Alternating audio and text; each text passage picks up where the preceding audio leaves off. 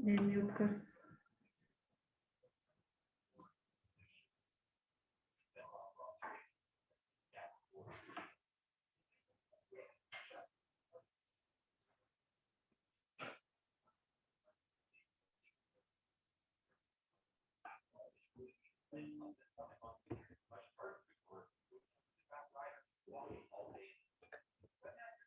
नमस्कार. सांगुलपणाच्या चळवळीमार्फत आयोजित पेस of positivity या दर बुधवारी चालणाऱ्या उपक्रमामध्ये तुमच्या सगळ्यांचं मनपूर्वक स्वागत. आजचा आपला विषय थोडासा जागतिक विषय आहे, कारण आज आपण मिशन ग्लोबल एम्पॉवरमेंट बद्दल बोलणार आहोत. आत्मनिर्भरतेचा जागतिक प्लॅटफॉर्म मिशन ग्लोबल एम्पॉवरमेंट, आणि याविषयीचीच अधिक माहिती देण्यासाठी मिशन ग्लोबल एम्पॉवरमेंटच्या संस्थापिका माननीय दर्शना निकम मॅडम आज आपल्या सोबत आहेत. दर्शना मॅडम, तुमचं मनपूर्वक स्वागत आहे आजच्या सेशन मध्ये. Madam unmute. Thank you so much Pranoti, thank you so much. म्हणजे तू एवढी छान ऑपॉर्च्युनिटी दिली आणि एवढा छान प्लॅटफॉर्म तुम्ही लोकांनी क्रिएट केलाय, त्याबद्दल मनापासून आभार. Yes, thank you so much. आणि मला आपल्या सगळ्या प्रेक्षकांना सांगायला आवडेल की आज आपण इंटरनॅशनल स्पीकरला पहिल्यांदाच या म्हणजे बुधवारच्या सेशन मध्ये घेऊन येतो, तर ती एक सुवर्ण संधीच आज आपल्याला म्हणावी लागेल. मॅडम, मिशन ग्लोबल एम्पॉवरमेंट बद्दल तर आपण नक्कीच जाणून घेऊ, पण त्याआधी दर्शना निकम देशमुख याविषयी जाणून घ्यायला फार आवडेल. सध्या तुम्ही कुठे असता आणि तुमची एक ओळख आपल्या सगळ्या प्रेक्षकांना करून दिली तर आवडेल ऐकायला. नक्कीच नक्कीच मॅडम, आणि मलाही सांगायला खूप आवडेल. सर्वप्रथम नमस्कार, मी दर्शना निकम देशमुख. माझं गाव प्रॉपर म्हणजे मला सांगताना किंवा सुरुवात करताना मला माझ्या गावापासून सांगायला खूप आवडेल. माझं मुळात गाव माझं औरंगाबाद, म्हणजे मी औरंगाबाद मधून आहे, महाराष्ट्रातनं. आणि माझं बालपण तिथे गेलं, माझं शिक्षण तिथे झालं. त्यानंतर मास्टर मी पुण्याला केलेलं. बरीच वर्ष जॉब केला, लग्न झाली, मुलगा झाला, आम्ही बाहेर पडलो. बरेच वर्ष मी काही वर्ष सिंगापूरला होते, मग मी US ला आले. आणि US ला पण आता गेली 6-7 वर्ष झाली. सिंगापूरला पण 3-4 वर्ष. तर असं कमीत कमी 10 वर्षाचा एक प्रवास आहे, जो आउट ऑफ इंडियाचा प्रवास आहे. आणि इथं सांगण्यासाठी सगळ्यात महत्वाचं म्हणजे कुठेतरी ज्यावेळेस माणूस बाहेर पडतं आणि तो बघतो की आपल्या घरात आज काय नाहीये, किंवा आपण किंवा दुसऱ्यांच्या घरी गेलो, शेजारी गेलो, किंवा तिथं काय चांगलं मिळालं. एक असंच काहीतरी माझ्या बाबतीत घडलेलं.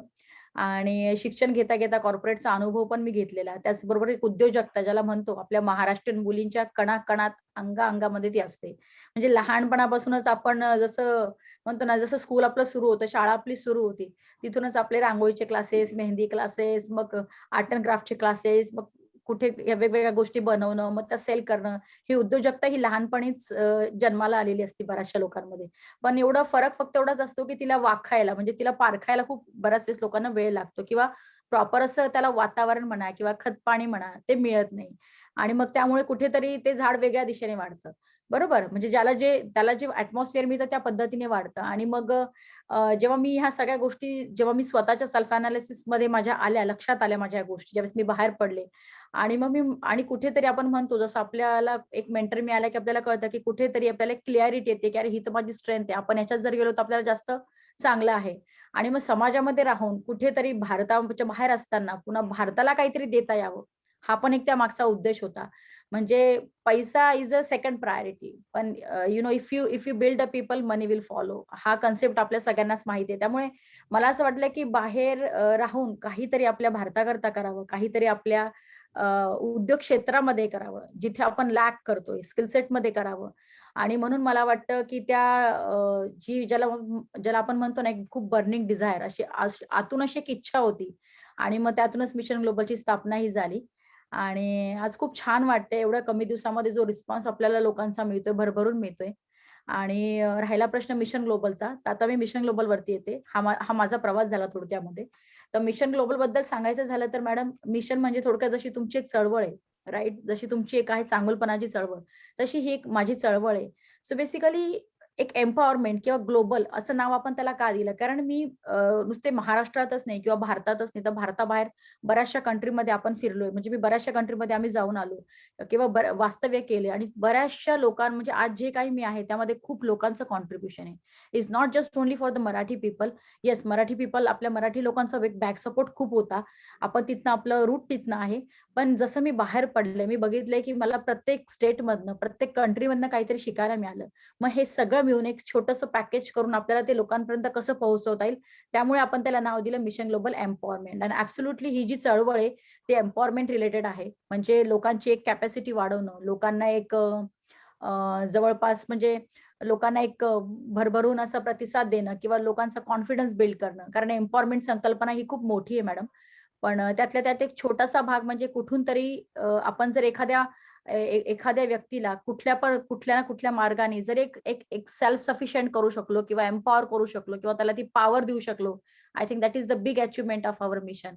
आणि माझं मिशन आहे त्यामुळे की creating the 1 lakh leader globally.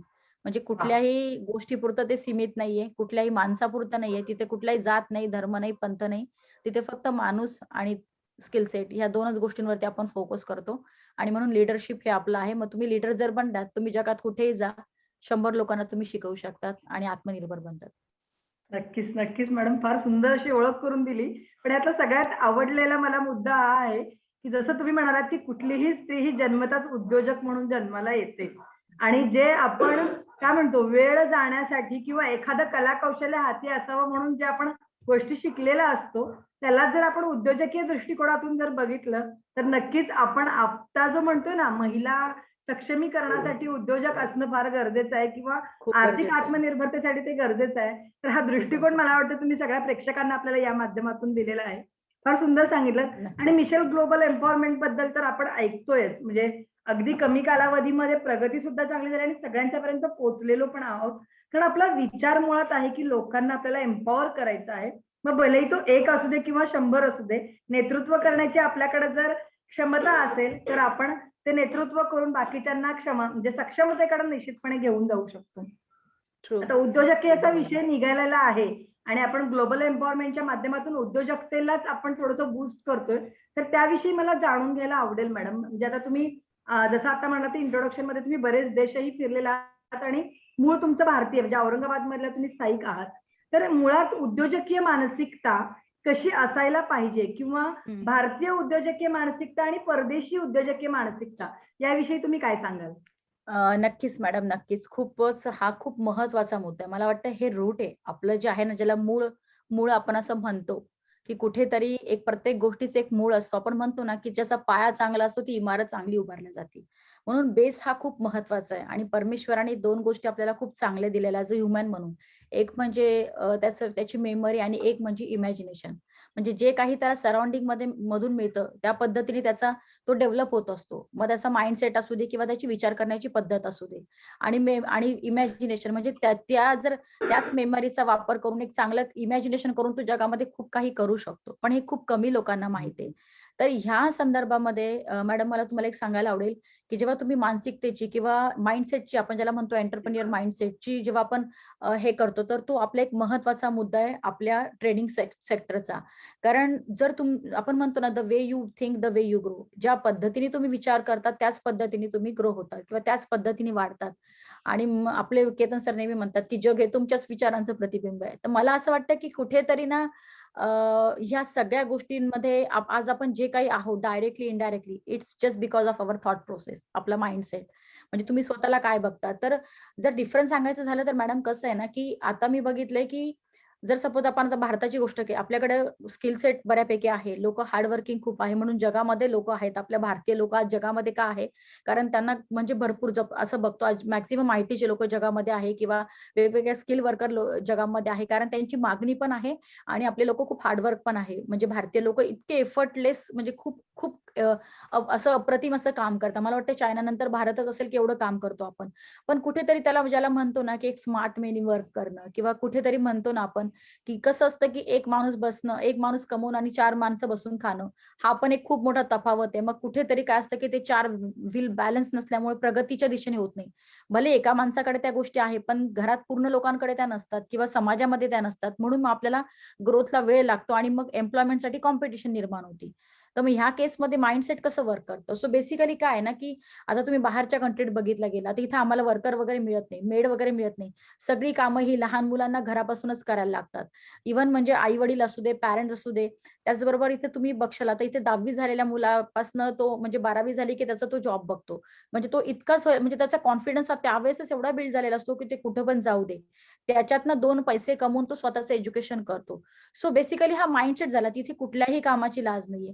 तिथे कुठल्याही स्किल सेट त्यांना माहिती नसतो, पण तो हळू डेव्हलप होतो. म्हणजे जे लहानपणापासून जे रुजवलं जातं ते कुठेतरी ते त्यांच्या डोक्यामध्ये असतं, की काम हे करावं लागतं आणि कामाची गरज आहे. म्हणजे त्याच्यात कुठला इव्हन इथे बऱ्याच वेळेस आपण सिंगल फॅमिली बघतो. म्हणजे तुम्ही एकटे मेन्स बघा किंवा वुमेन्स बघा, ते मेन्स पण एवढे सेल्फ सफिशियंट असतात, की त्याला कुणाच्याच सपोर्टची गरज नाहीये. म्हणजे मी आता मध्यंतरी एक एंजल म्हणून मुलीचा व्हिडिओ टाकलेला. लिटरली तिचे वडील म्हणजे सिंगल, मॉम नव्हती, 4 लोक ते. पण त्या मुलीला अक्षरशः म्हणजे ती कॉलेज जाईपर्यंत तिला कटिंग पासून सर्व्हिंग पर्यंत इतका अनुभव होता, की असं 10 मिनिटामध्ये ती सगळं म्हणजे फाट क्लीन करून, सगळं सकाळी उठून बनवून आणि सर्व्हिंग करून आणि कॉलेजला जाऊन अभ्यास करायची. तर ह्या सांगायचं तात्पर्य असं आहे ना, की स्किल सेट, माइंडसेट हा त्यांना बालपणीच डेव्हलप केला जातो. आपल्याकडे स्किल सेट केला जातो, पण माइंडसेट नाही केला जात. तर माइंडसेटमध्ये हा मुद्दा असतो, की बाबा आता हे काम कमी की जास्त. मग त्याच्यामध्ये ॲटिट्यूड, मग आपल्यामध्ये इगो, आपल्याकडे इगो हा प्रकार खूप जास्त आहे. म्हणजे खूप कमी वेळेस असं होतं, की आपण एखाद्या गोष्टीला सरेंडर करतो. म्हणून मोडेल पण वाकणार नाही, पण त्याचा वापर बऱ्याच वेळेस चुकीच्या ठिकाणी केला जातो. म्हणून मग अशा वेळेस होतं काय ना, की मग जे आहे त्याला आपल्याला धक्का लागतो बेसिकली. सो माइंडसेटमध्ये काम करताना तर मी हेच सांगेल, की तिथे मग आपण ग्रोथ माइंडसेट आणि सिंपल टर्ममध्ये म्हणू शकतो फिक्स माइंडसेट.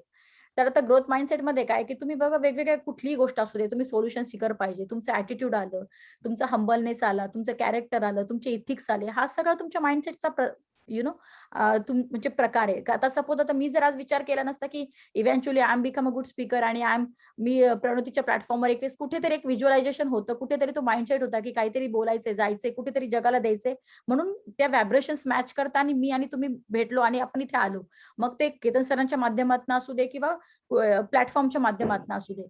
पण शेवटी कुठेतरी हा माइंडसेट तुमचा खूप महत्वाचा आहे आणि त्या माइंडसेटमध्ये काम करताना मला हे 2 डिफरन्स खूप दिसले, की आपल्याकडे काय असतं, की मेजॉरिटी लोकांचे विचार करण्याची पद्धत आणि एका माणसाची हा खूप फरक आहे. त्यातल्या त्यात आपण ईझी वे बघतो. म्हणजे हार्ड अँड फास्ट मनी कसं बघता येईल. ठीक आहे, ती आपली रोजी-रोटी आहे.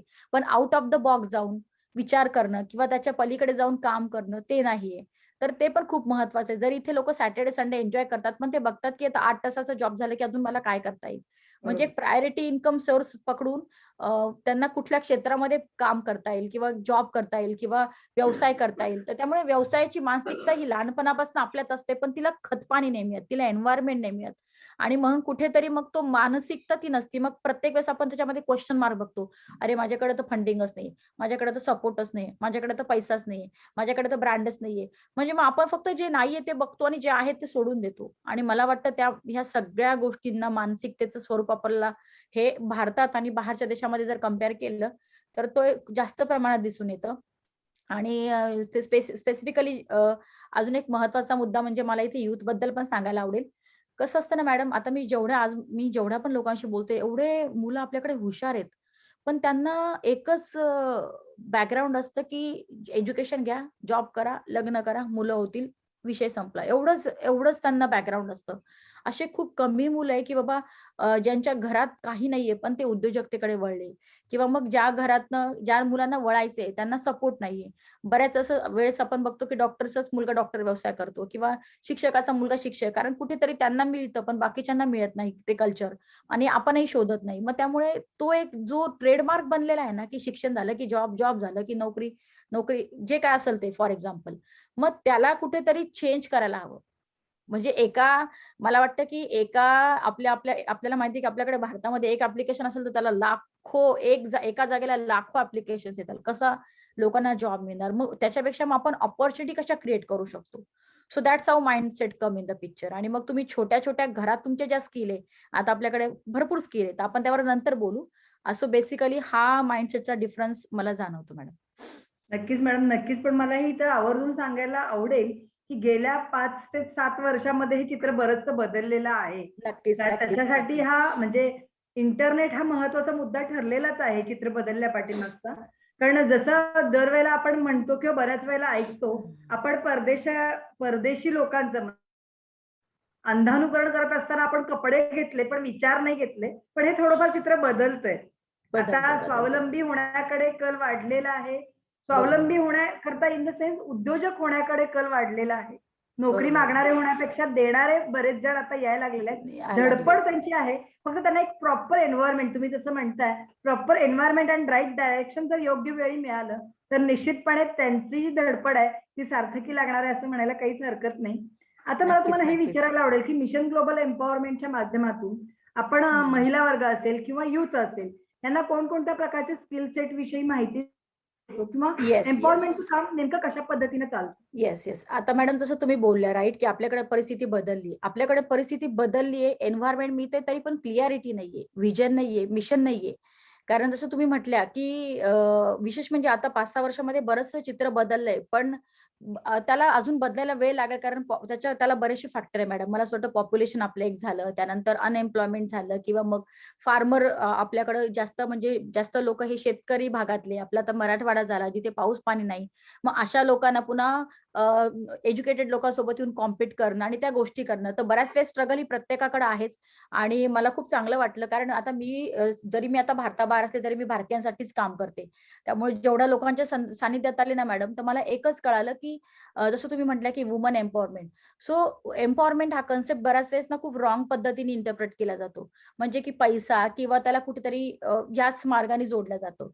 सो बेसिकली एम्पॉवरमेंट म्हणजे काय की आता तुम्ही जर बघितलं तर ती जर बघायला गेलं तर ती आपल्या ज्योतिबा फुले, महात्मा फुले, सावित्रीबाई फुलेंपासून चालू झालेली जर खऱ्या अर्थाने बघायला गेलं तर शिक्षण हा मेन एम्पॉवरमेंटचा पार्ट होता हे त्यांना त्यावेळेस कळालं आणि म्हणून कुठेतरी फक्त आपण काय करतो आहे त्याच्यामध्ये क्रांती करतो, त्याला एनहान्स करतोय, त्याला आपण क्लीन करतोय, त्याला आपण त्याच्यामध्ये अजून चांगल्या चांगल्या गोष्टी आणून टेक्नॉलॉजी झालं, वेगवेगळे स्किल सेट आणून आपण टाकतोय. पण बेसिकली ही चळवळ खूप पूर्वीपासून सुरू आहे आणि मला वाटतं युएस मध्ये पण जसं मला वाटतं त्यांची जी 3rd कॉन्फरन्स झाली होती त्यात त्यांचा पण वुमन लिडरशिप किंवा वुमन एम्पॉवरमेंटचा लॉ हा म्हणजे अनाऊन्स झालेला. तर थोडक्यामध्ये सांगायचं काय की ह्या गोष्टी बऱ्याच वर्षापासून चालू आहे पण कुठेतरी काय होतं की आपलं प्रत्यक्षात टच नसतो. कारण ती सिस्टम जी असते ना ती ग्राउंड लेवल पर्यंत पोहोचायला वेळ लागतो. त्याच्यात कोणाची चुकी नाहीये पण त्याला खूप महत्त्वाचे आणि बरेचसे असे फॅक्टर्स आहेत म्हणून ती पोहोचत नाही.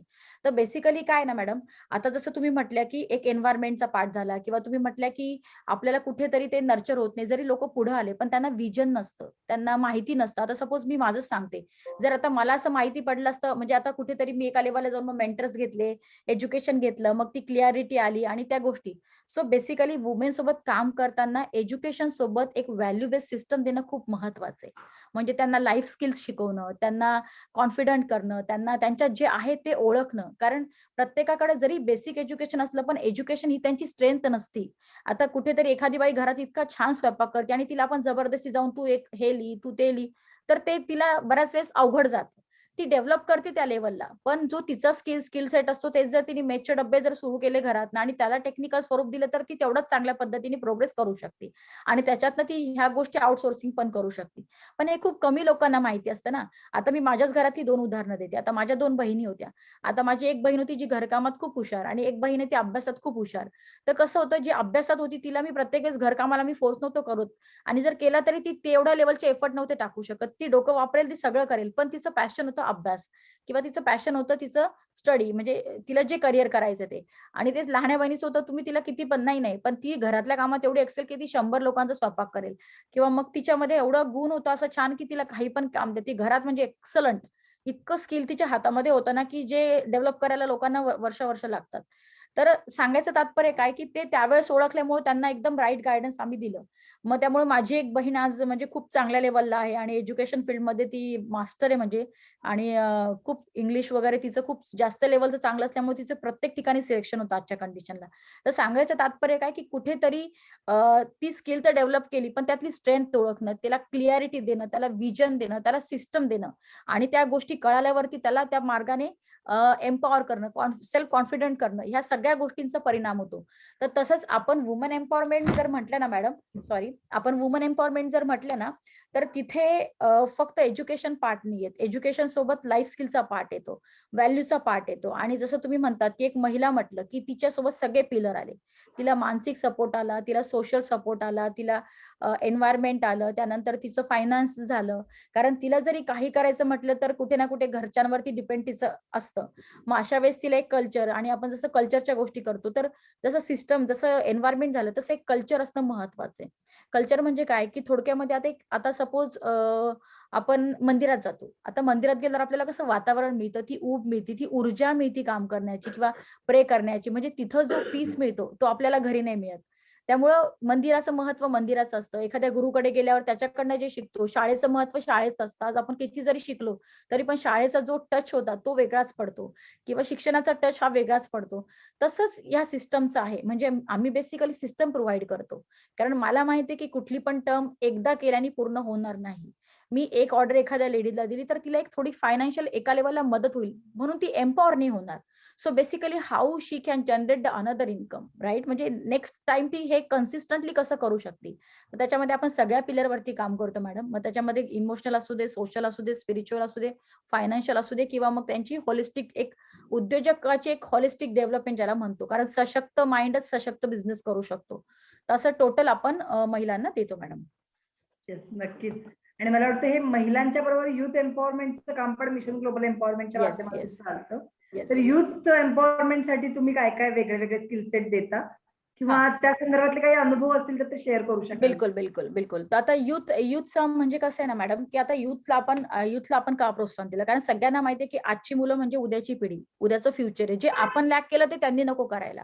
म्हणजे कुठेतरी एज्युकेशन सिस्टम सोबत त्यांना जर असं तुम्ही जे आता चांगुलपणाची चळवळ देताय किंवा आम्ही जे चळवळ देतोय, तर कुठेतरी जर त्याचा सपोर्ट मिळाला ना, तर त्यांना आपण म्हणतो ना, की जे लॅक ऑफ नॉलेज आहे. आज बघा आपण बघतो विद्यार्थ्यांना भरपूर एज्युकेशन असतं, चांगल्या युनिव्हर्सिटीमध्ये शिकतात, तरी पण लॅक ऑफ नॉलेज असतंच किंवा लॅक ऑफ त्यांचं बॅकग्राऊंड म्हणा किंवा स्किल सेट म्हणा.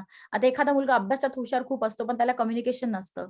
बरोबर. आता एखादा मुलगा कम्युनिकेशन चांगला असतो, पण कुठे रायटिंग स्किल नसती. मग कुठे त्याला किंवा बऱ्याच वेळेस आपण बघतो आता बरेचसे लोक बऱ्याचशा क्षेत्रामध्ये कामं करतायत किंवा प्रॉपर करियर गायडन्स नसतं किंवा त्यांची स्ट्रेंथ त्यांना ओळखता येत नाही. सेम म्हणजे तोच प्रकार झाला. पण त्यांना जर लवकर दिलं तर त्यांचं भवितव्य जास्त उज्ज्वल होऊ शकतं. सो जर आपण युथ एम्पॉवरमेंट बघायला गेलं ना मॅडम, त्याच्यात पण आपण 4ही सेक्टर काम करतो. सगळ्यात पहिले महत्वाचं म्हणजे जर त्याचा आपण पहिली गोष्ट तर तो उद्योग करतोय की तो त्याला जॉबमध्ये इंटरेस्ट आहे. ह्या 2 गोष्टी महत्वाच्या. ती क्लॅरिटी येणं महत्वाचं आहे. त्यानंतर त्याचा मग अगेन माइंडसेट झाला, स्किल सेट झाला, टूल सेट झाला आणि मग लीडरशिप झाली. कारण आपण बघतो जो विद्यार्थी चांगला लीडर बनू शकतो, तो उद्या चांगला नेता बनू शकतो. त्याच्यामध्ये त्या क्वालिटीज असतात. मग आपण त्याच्या आता आता जसं मी तुम्हाला सांगितलं की आता आपण मध्यंतरी मी एक उदाहरण द्यायचं झालं तर एका नाशिकच्या मुलाचा आपण इंटरव्ह्यू घेतलेला. तो मुलगा 8वी पण त्याला पूर्ण तो आई-वडिलांचा सगळा बिझनेस सांभाळतो ट्रेडिंगचा. पूर्ण top to bottom. He don't have MBA. त्याला काही एम-बी-ए माहिती नाही किंवा ही डोंट नो एनिथिंग. कुठली बिझनेस स्किल माहिती नव्हती. फक्त आईने घरातनं सुरू केलं बाबा, की हे पॅकेट यांना नेऊन दे, त्यांच्याकडनं ₹2 घेऊन ये. म्हणजे कुठेतरी व्यवहार ज्ञान घरातनं मिळालेलं. आणि मग आज तो मुलगा 8वी, 9वी, 10वीच्या एजमध्ये जवळपास इतका बिझनेस सांभाळतो, की त्याला असे भरपूर उदाहरणं असतील. पण माझ्या अनुभवातलं मी सांगते. आणि ते मी इतकं छान पद्धतीने एवढ्या कॉन्फिडेंटली तो बघत होता, इतकं बोलत होता, की त्याचं जे नॉलेज होतं एका एम-बी-एच्या मुलाच्या लेव्हलचं होतं. म्हणजे त्याच्यापेक्षाही स्ट्रॉंग नॉलेज. तर कसं असतं ना मॅडम, मग हा पण खूप महत्वाचा पार्ट आहे. पण मग त्याला कुठेतरी अभ्यास पण लॅक व्हायला नको. कारण बेसिक एज्युकेशन पण ही काळाची गरज आहे. जरी आज तो उद्योजक असला, पण कुठेतरी त्याला शिक्षणाची पण जोड पाहिजे. मग कोणत्या क्षेत्रात पाहिजे? मग आता तो जर बिझनेसमध्ये तर तो त्याने बिझनेस रिलेटेड एज्युकेशन घेतलं तर ते जास्त चांगलं राहील. मग त्याला कसा सपोर्ट मिळेल? मग या सगळ्या गोष्टी आपण करतो. त्याचबरोबर आपण काय करतो मॅडम, ग्लोबली जेवढे पण चांगले भारतीय लोक आहेत किंवा भारताच्या बाहेरचे लोक आहेत, इव्हन फॉरेनर म्हणजे त्यांची जर्नी कशी झाली बेसिकली, त्यांच्या गोष्टी कशा विकसित झाल्या, हे पण तेवढंच महत्वाचं आहे ना. कारण कुठून तरी त्यांचा काय म्हणतात ना 40 ते 50 वर्षाचा अनुभव जर एका विद्यार्थ्याला डायरेक्ट मिळतोय, तर ते खूप मोठं ऍक्सेस आहे मला वाटतं. डेफिनेटली. बरोबर. कारण तिथे बसून जर तुम्हाला एवढं मिळतं आणि जर तुम्हाला एवढ्या गोष्टी आता एवढं सोशल मीडियामुळे एवढे सगळे सिक्रेट्स बाहेर पडतात किंवा एवढं ओपन होतंय, ते पहिले कधीच नव्हतं. आता प्रणवी तुम्हाला पण माहिती आहे आणि मला पण माहिती आहे. आपण ज्यावेळेस यंग होतो किंवा आपण कॉलेज लेव्हलला होतो, त्यावेळेस जर आपल्याला ह्या गोष्टींचं एक्सपोजर एवढ्या मोठ्या प्रमाणात मिळालं असतं, तर आज आपली लेव्हल ह्यापेक्षाही आपण अजून जास्त कॉन्ट्रीब्युट करू शकतो. आणि whatever we are happy. जे आहे त्याच्यात आपण हॅपी आहोत. पण सांगायचं झालं तर म्हणून मग त्या लोकांना कुठेतरी एक्सपोजर आत्ता मिळालं ना, तर ते लोक पुढे भविष्यामध्ये भरपूर इव्हन तो आता आपण एक टीचर ट्रेनिंगचा पण प्रोग्राम घेतला. तर टीचर ट्रेनिंगचा जो एक प्रोग्राम होता त्याचं स्पेशल इन्व्हिटेशन आपल्याला होतं. भले त्या हायस्कूल टीचर असू दे किंवा किंडरगार्टन किंवा प्री प्रायमरी स्कूल टीचर असू दे. पण शालेय शिक्षणासोबत मला त्या लोकांनी स्पेसिफिकली रिकमेंड केलं की मॅडम तुम्ही आम्हाला कॉर्पोरेट लेवलचं नॉलेज हवंय, आम्हाला अकॅडमिक नकोय. कारण अकॅडमिक हे प्रत्येक शाळेमध्ये दिलेलं जातं, पुस्तक असतं, करिक्युलम असतं, ते सगळ्यांना माहिती असतं. पण you start from like your online किंवा व्हर्च्युअल ई लर्निंग झाली, त्यानंतर तुमचं बाहेर त्याची कॉम्पिटेटिव्ह वर्ल्ड कसं वर्क करते किंवा बाहेरच्या एज्युकेशन सिस्टम कशा वर्क करताय. तर हे सगळं मी त्यांना तेवढ्या कमी याच्यामध्ये 3-4 दिवसाच्या प्रोग्राममध्ये आपण त्यांना पास केलं. तर सांगायचं तात्पर्य काय ना, की काम करताना आपल्याला हे पण बघावं लागतं की ते प्रत्येकाचं अनालिसिस करून तो माणूस कुठे लॅक करतोय, कुठे त्याला जायचंय. तर ह्या पण महत्वाच्या गोष्टी आहेत. तर अशा पद्धतीने आपण म्हणजे युथ एम्पॉवरमेंटसाठी पण काम करतो. इव्हन आपण टीचरला म्हणजे एज्युकेशन क्षेत्राशी रिलेटेड ज्या पण गोष्टी येतात ना मॅडम, कारण तिथून खरी एम्पॉवरमेंट ही सुरू होती. तुमचं एज्युकेशन, तुमच्या स्किल, एज्युकेशन आणि स्किल डेव्हलपमेंट ह्या दोन्ही गोष्टी कम्पॅटिबल हव्यात. त्यामुळे आपण म्हणतो ना, की एक विद्यार्थी डॉक्टर बनतो, 100 नाही बनू शकत. कारण प्रत्येकाची स्किल ही वेगवेगळी आहे ना.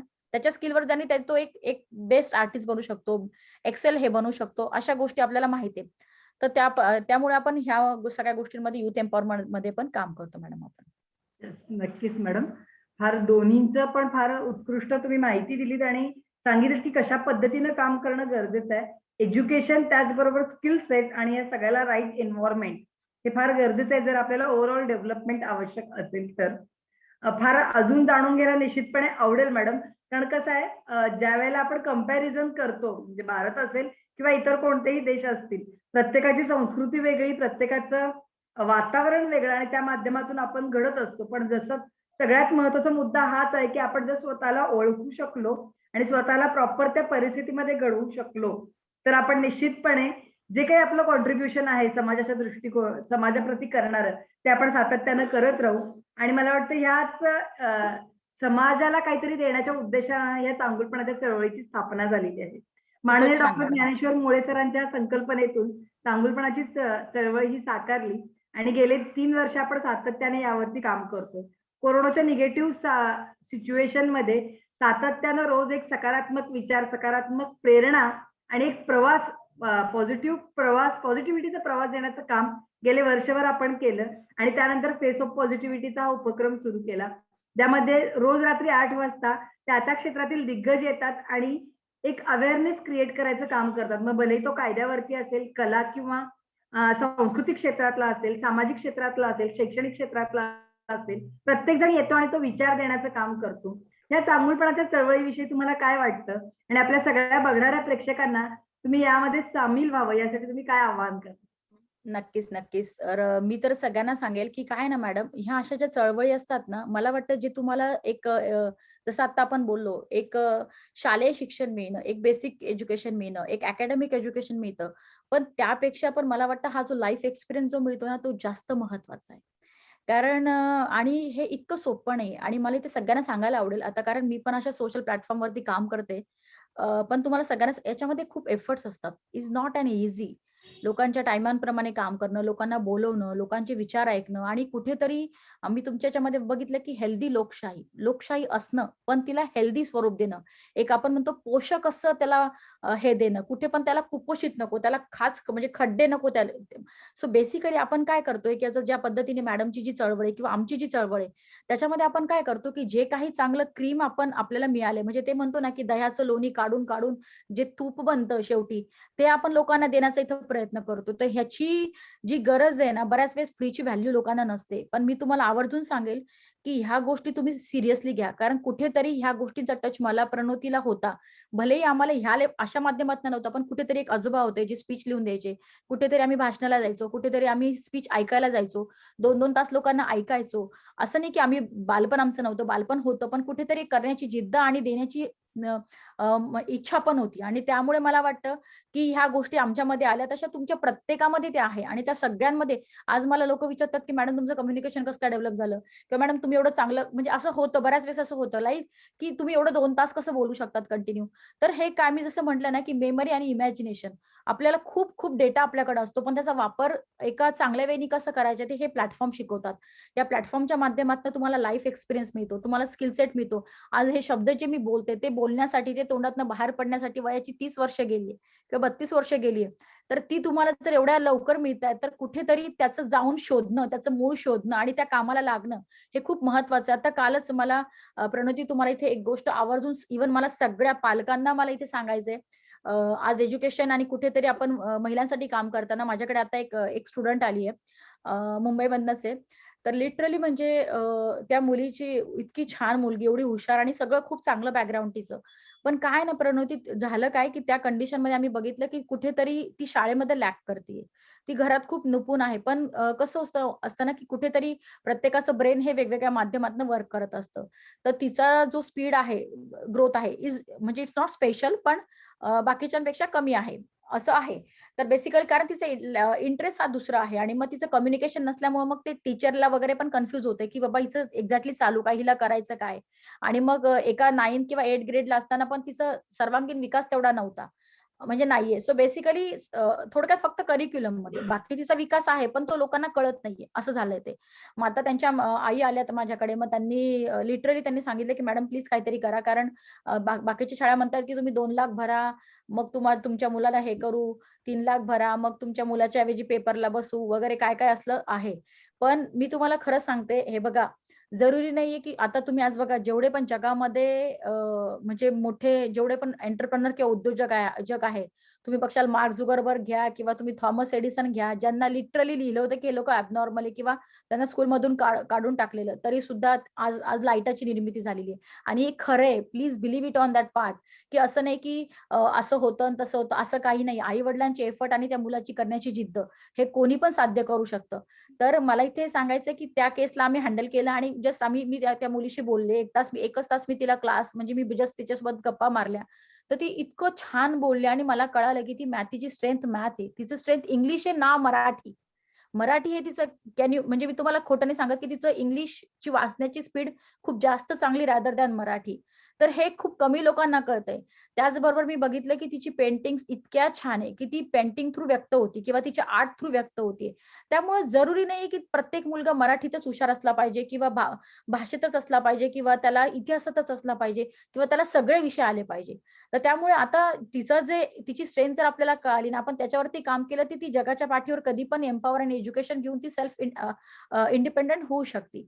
तर त्यामुळे तुमच्या सगळ्यांना मला हेच सांगायचं की असे जे प्लॅटफॉर्म येतात त्याला तुम्ही लाईटली घेऊ नका. कारण आता आपण जे ग्लोबलचे लोक बोलवते, कारण प्रत्येक जण हा भारतातनं चाललेला आहे आणि प्रत्येक जण हा कष्टातून आलेला आहे. तुम्हाला सांगते, सिटीपेक्षा पण खेड्यातनं येणाऱ्या लोकांची संख्या आउट ऑफ इंडिया खूप जास्त आहे.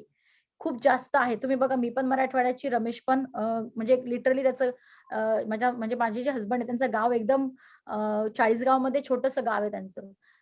पिंपळगाव म्हणून छोटंसं गाव आहे त्यांचं. तर थोडक्यात सांगायचं काय, की असं नाहीये की तिथे आम्हाला सगळं होतं किंवा आम्ही तिथे नाव असं काहीच प्रकार नसतो. फक्त जिद्द होती.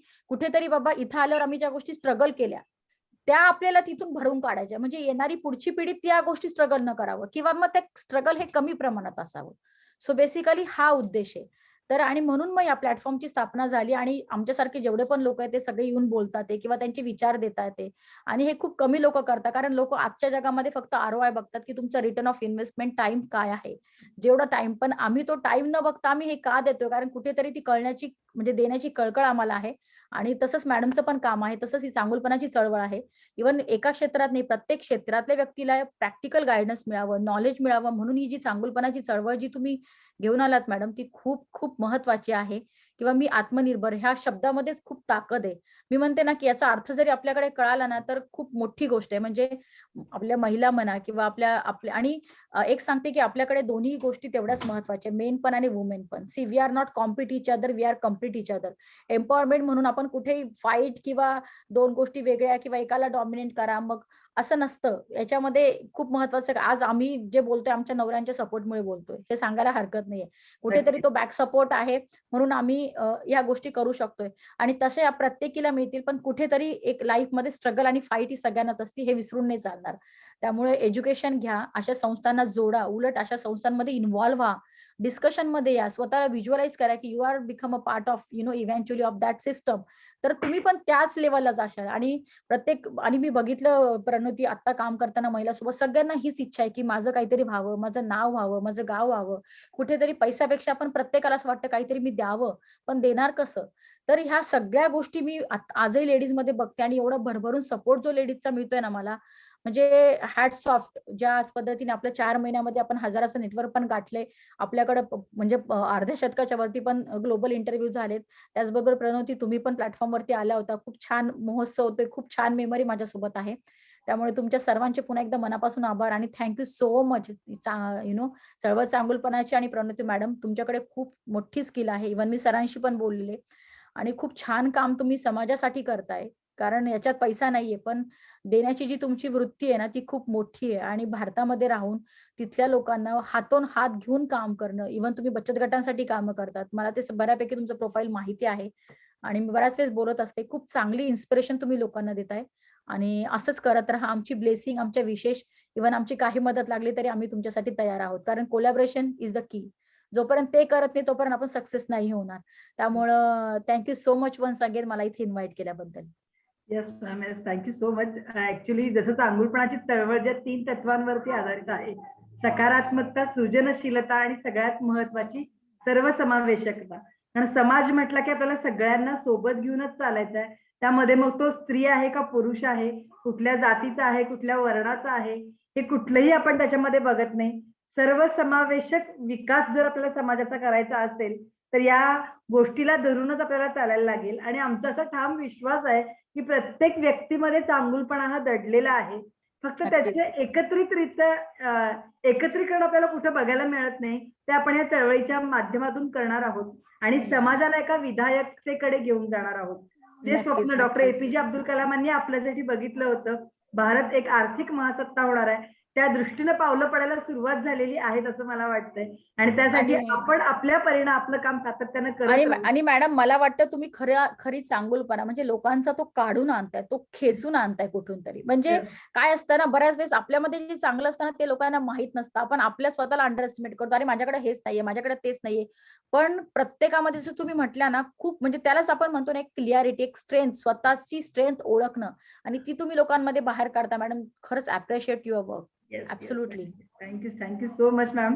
तुम्ही इथं आलात आणि एम्पॉवरमेंट बद्दल तर बोललात, पण त्याचबरोबर चांगुलपणाच्या चळवळीविषयी सुद्धा बोललात. आणि सगळ्यात महत्वाचं काय आहे तर एकत्रितरित्या जोडून कोलॅबोरेशन करून ही चळवळ जास्तीत जास्त लोकांच्या पर्यंत आपल्याला पोहोचवायची आहे. प्रत्येक जण आपापल्या माध्यमातून काम करतच असतो, पण त्याला जर आपण मोठं स्वरूप द्यायचं असेल तर कोलॅबोरेशन होणं फार गरजेचं आहे. आणि जो एकदा प्लॅटफॉर्म वरती आला तो चांगुलपणाच्या चळवळीबरोबर कोलॅबोरेट झाला असं म्हणायला काहीच हरकत नाहीये.